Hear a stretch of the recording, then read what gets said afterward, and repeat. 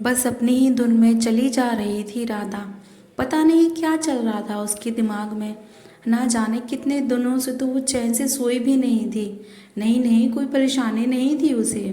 देखभाल करने वाला पति, दो बड़े होते बच्चे, सास ससुर सभी तो थे उसके पास। पैसों की भी कोई तंगी नहीं थी। उदास रहने की कोई भी वजह नहीं थी। फिर भी पता नहीं क्यों मन बुझा सा गया था राधा का। हंसना तो जैसे भूल सी गई थी। कैसी थी भिंडी? बाजार में सब्जी का ठेला देखकर राधा ने पूछा। 100 रुपये किलो है, कितनी तोल दूं दीदी जी? सब्जी वाली ने मुस्कुराकर कहा, 100 रुपये किलो। बच्चों को पसंद है इसलिए लेने का सोचा, लेकिन बहुत महंगी है। कहकर राधा आगे बढ़ने ही वाली थी कि आवाज़ आई, दीदी जी रुको, ले जाइए, 80 लगा दूंगी। बच्चों का मन नहीं मानना चाहिए, आधा किलो तोल दो। बिल्कुल कच्ची है भिंडियाँ। सब्जी वाले के चेहरे पर अभी भी मुस्कान थी। एक पाव ही बहुत है, कहकर राधा और सब्जियाँ भी देखने लगी। ना जाने कैसा आकर्षण था उस सब्जी वाले में कि राधा वहाँ कुछ देर और रुकने से खुद को रोक ना सकी। मटर मुँह से निकला ही था कि सब्जी वाली बोल पड़ी, हाँ दीदी जी बिल्कुल हरी मटर है, ले जाइए, 1 किलो तोल दूँ।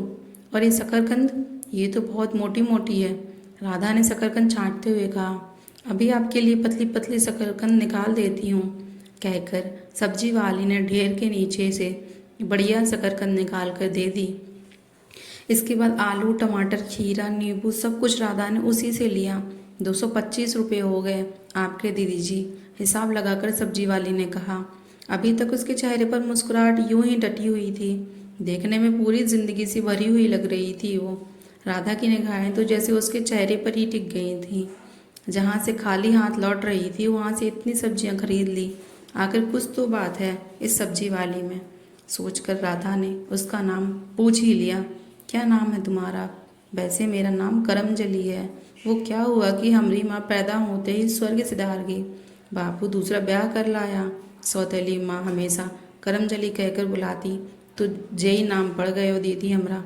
लेकिन हमार मर्द, वो सामने जो नूडल्स बर्गर के ठेले पर जो आदमी खड़ा है, मर्द है हमार, प्यार से कम्मो कहकर बुलावत है। कहकर शर्मा गई कम्मो। अच्छा एक बात बताओ, जब से मैं आई हूँ देख रही हूँ बहुत मुस्कुरा रही हो, रोज ऐसे ही रहती हो या आज कोई खास बात है? तभी कोई दूसरा ग्राहक आलू लेने आ गया। उसे आलू तोलते हुए कहने लगी, हम तो ऐसे ही मुस्कुरावत हैं दीदी, और कितनी वजह है मेरे पास खुश होने की। देखो पहले हम दोनों ज़मीन पर सब्जी की रेडी लगावत रहे, फिर थोड़े पैसे इकट्ठे करके ये ठेला ले लिया। जब ठेला चल पड़ा तो खाने का ठेला भी हफ्ते भर से लगा लिया है, वो भी अच्छा चल रहा है। बूंद बूंद से ही घड़ा भरता है। अब तो 2 वक्त की रोटी भी आसानी से मिल जावत है। तो हुई ना जे खुशी की बात। अब तो हमें कोनो परेशानी ही नहीं है। कहकर जोर से हंस दी कम्मो। कम्मो की बातें सुनकर उससे प्रभावित हुए बिना ना रह सकी राधा। उसके मुरझाए चेहरे पर भी हल्की सी मुस्कुराहट दौड़ गई। पर्स से 250 रुपये निकाल कर उसे दिए। जब कम्मो बचे हुए पैसे देने लगी तो, कोई बात नहीं कम्मो, तुम रख लो, राधा ने थैला उठाते हुए कहा। माना कि बूंद बूंद से घड़ा भरता है दीदी, लेकिन सिर्फ ईमानदारी के पैसों से। ऐसे ही ये पैसे मैं आपसे नहीं ले सकती। आप चाहे तो 25 रुपये की कोई सब्जी और ले लो। कम्मो ने जिद करते हुए कहा। अच्छा ठीक है, थोड़ा धनिया मिर्ची ही डाल दो। राधा ने कहा, लीजिए, और भिंडी ही डाल देती हूँ बच्चों को। अरे दीदी, धनिया मिर्ची तो मुफ्त में ही दे देते हैं, बच्चों को पसंद है ना। कहकर कम्मो ने थैले में भिंडी डाल दी।